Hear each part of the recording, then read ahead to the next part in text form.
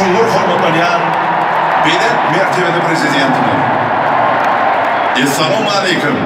Hormatly davara qatnaşıcılar, hanımlar ve cenaplar. Bugün Kebişlik bir taraf Türkmenistan'da ulug' to'y, ulug' tarihi vaqa.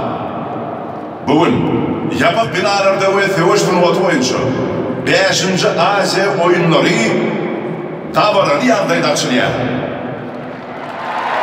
Aşgabat 2017 açılış tabarak mahfiyeti.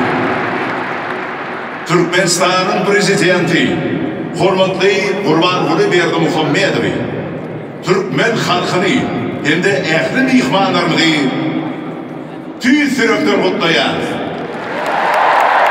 Greetings to our esteemed president. Good evening, dear guests, ladies and gentlemen. Today, it's a big celebration.